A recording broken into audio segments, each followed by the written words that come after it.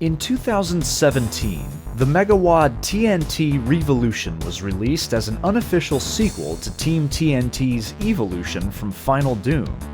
Though TNTR had a complicated development history, it received critical acclaim among the Doom community, not least in part due to its incredible soundtrack. In this episode of Within the MIDI, we're diving deep into one of its most recognizable tracks, created by one of Team TNT's most renowned alum. We're listening to Neato by Jeremy Doyle.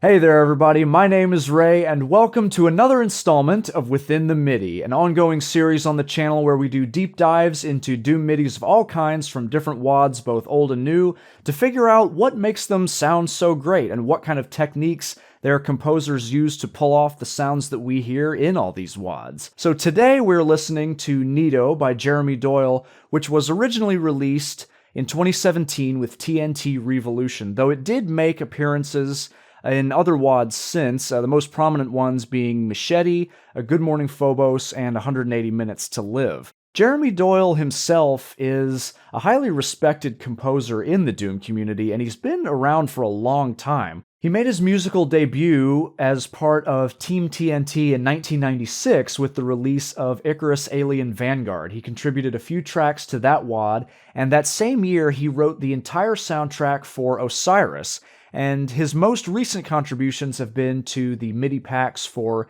TNT Evilution, the original, in 2021, and Alien Vendetta in 2022. This particular track we're listening to today is quite old, though it was released in 2017. According to Jeremy Doyle in a video on his YouTube channel, he first began writing it in December of 1997, but it remained dormant for around 18 years until he restarted work on it in October of 2015 to be included in Revilution. Because of that, this track has a special blend of retro and modern techniques, which gives it a very unique identity.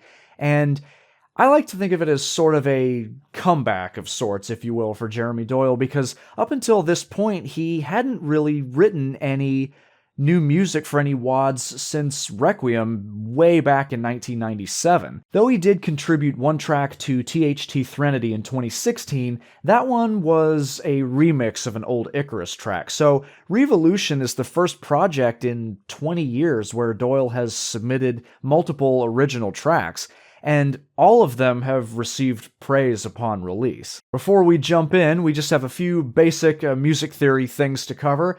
This track is in the key of E minor, at least I'm presuming it's in the key of E minor. It wasn't notated originally in the MIDI file, but just upon listening to it, that's just kind of what I've gathered from it. So presumably the key of E minor. It mostly uses three chords, E minor, G, and A. There is a little bit of a switch toward the end where a few E major chords are sort of thrown in with a guitar solo, but we'll get to that towards the end of the track.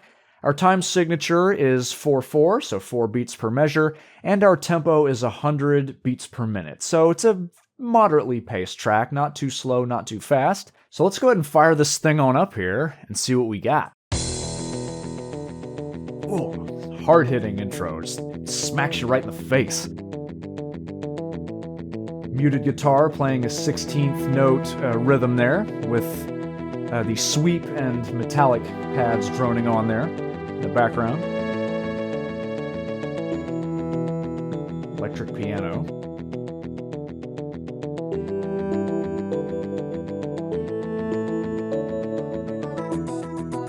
Alright, then a rock organ comes in an octave higher above the muted guitar playing the same rhythm.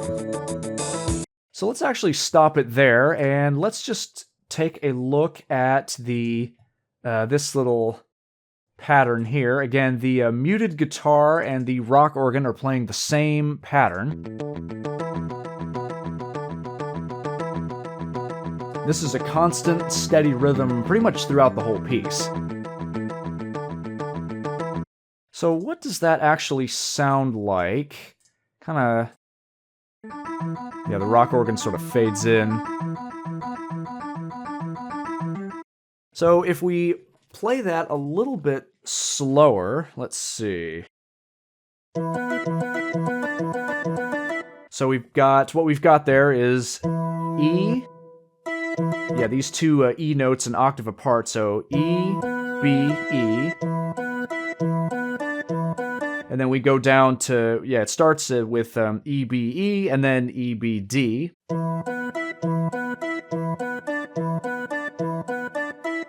And then when it changes chords to G, we instead play E, G, E.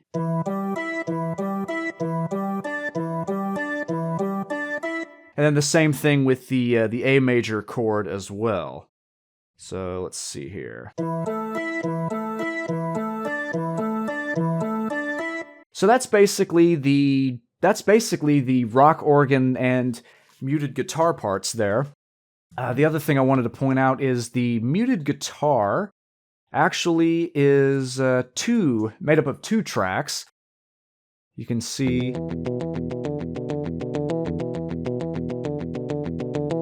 Yeah, we have our regular track here, and then take a look. We have our echo track cloned, basically the original track just duplicated, and we have this here eighth rest at the beginning. So that's how we're able to get that echo sound. That's how he pulls that off there. Which again, if you've seen one of the shorts on the channel about that, you'll know that's a fairly common trick that composers will use in MIDIs like this to get that kind of echo sound. But the thing I wanted to really get into here was this electric piano sound. And what this sounds like here, let's play this isolated.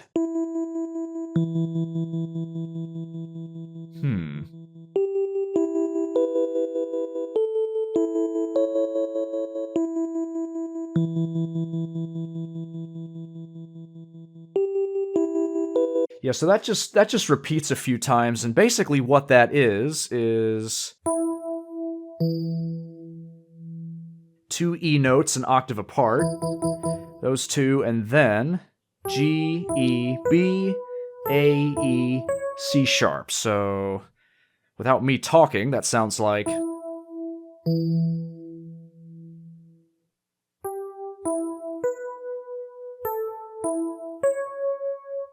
But there's something else at play here. Listen to this part again, and see if you can hear any sort of weird effects going on.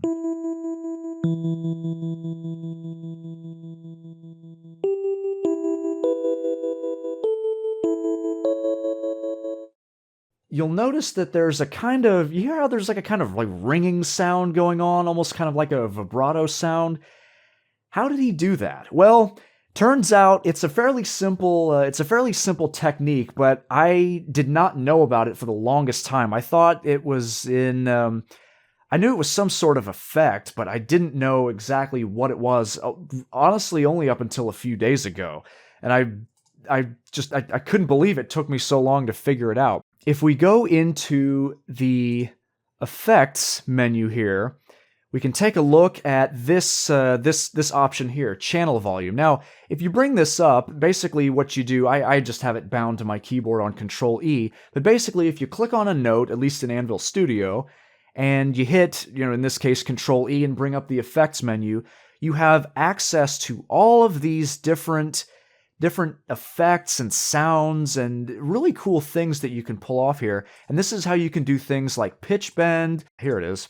Modulation. Now notice, there's nothing here in modulation. And this is what was throwing me off for so long, is because that ringing sound I would have thought would have been this. Because modulation is normally how you'd get notes to get that vibrato sound.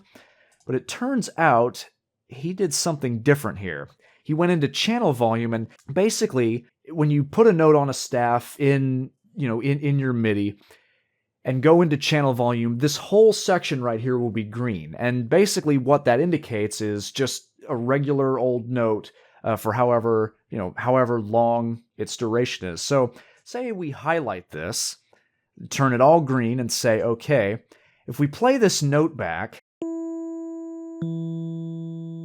the ring is gone, and you can hear how it kind of sounds more ordinary. It doesn't sound like there's been any effects applied to it. But what he's gone and done here is he's gone into channel volume and has drawn in all of these little like dash marks here, all these lines in here to give these notes that sort of that like ringing, almost like cut off kind of sound.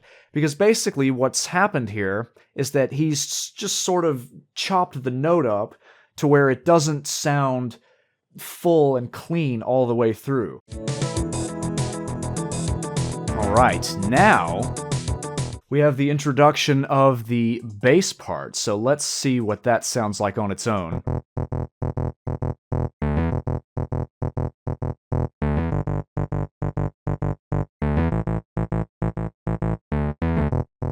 That's a nice, I guess, thick bass sound, if you will. It's not, this particular part here is not on, the MIDI bass guitar. This is instead a synthesized bass.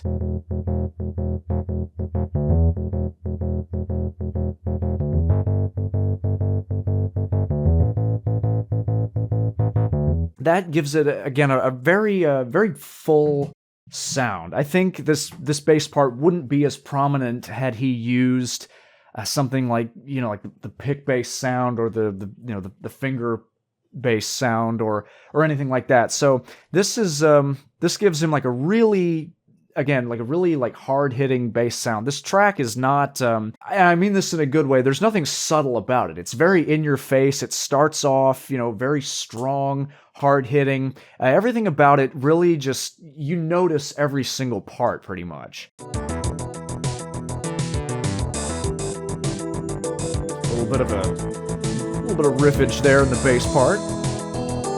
Brightness solo. Let's hear that. This, I believe, is the only time, this is the only time the brightness sound shows up.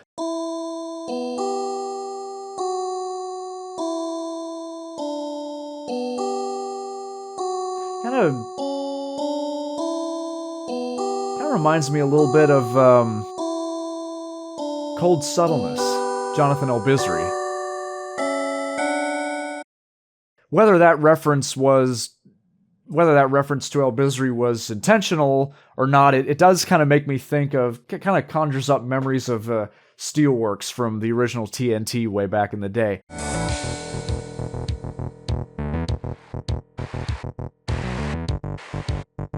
Ooh.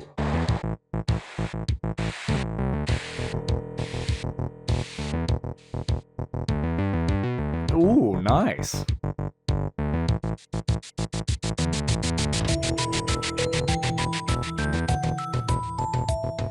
What is that? Hang on. What was all that? Well, you're gonna see. So, we've got the seashore sound here. Now, remember what I said about the electric piano part, how he went in and applied some, different effects to the channel volume? Well, it's the same deal with the seashore sound effect, only here it's a lot more noticeable. The sound is essentially cut off at different parts throughout its run. Like, all these notes, these whole notes, those are all basically have the same sort of pattern of effects applied to them. And then this part here, let's just hear the whole thing again. And there's like different panning effects from ear to ear going on there. Yeah, so there's that, and then there's this jumble of notes right here.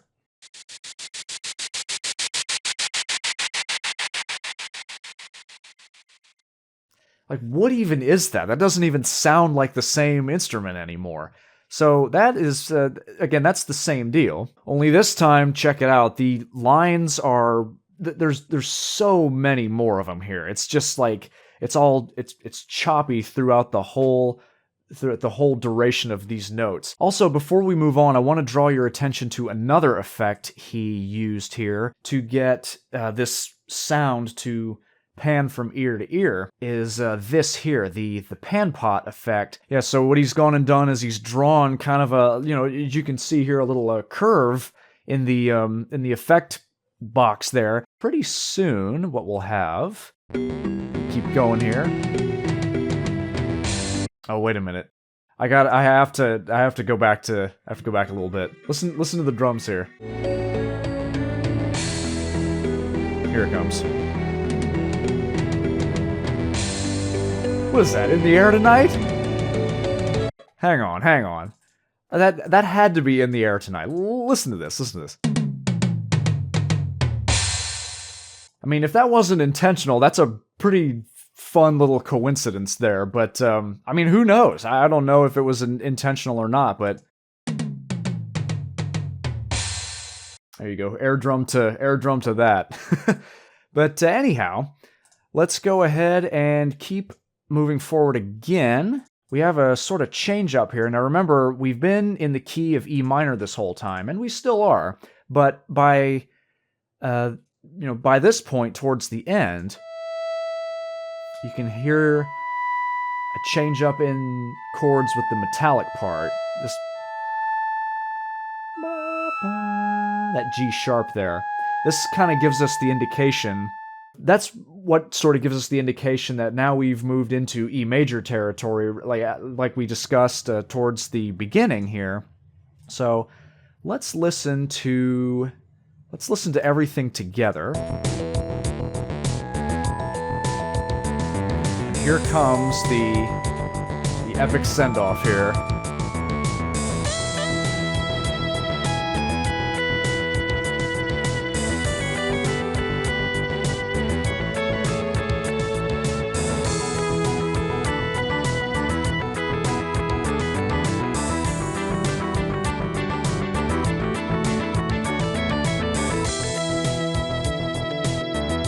Oh.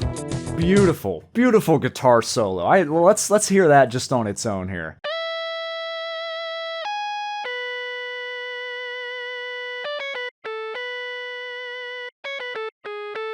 Sounds quite a bit different.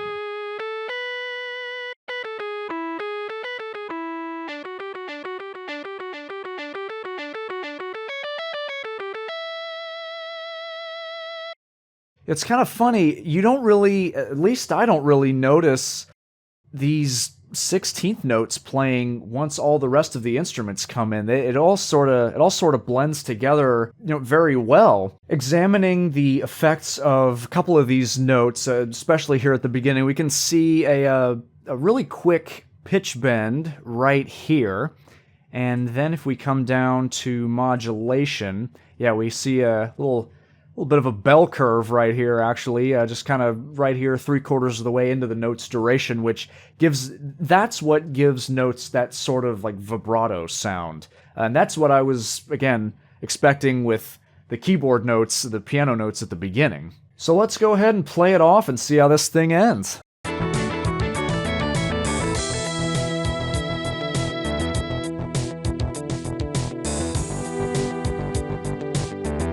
When everything sort of kind of comes back down.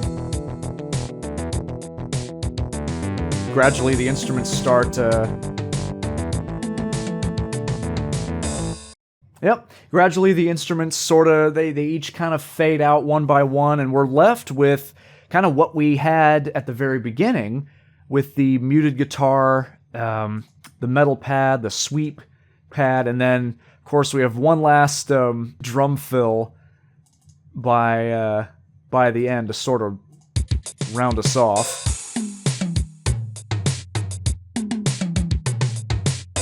After that, it will, if you're playing in game, it'll just loop right back to the beginning, forming one big seamless piece there. And so that has brought us to the end of our analysis, and this was a really fun track to break down because there's so many different effects going on. The biggest thing is that it has such a unique blend of retro and modern sounds in it, with just through the combination of instruments, effects, and different riffs, rhythms, and solos. It all comes together to form such a cohesive track that you don't even notice that it loops in-game because it's so seamless. It makes for a fantastic playing experience in whatever map it's in, and this is definitely a track that, if it hasn't already, is going to be remembered by players all over the place. So that is Neato by Jeremy Doyle. Amazing track. And so that brings us to the end of this installment of Within the MIDI. My name is Ray, and I want to thank you so much for watching this. If you enjoyed this video, please give it a thumbs up and comment below your favorite parts of this track, and talk to me about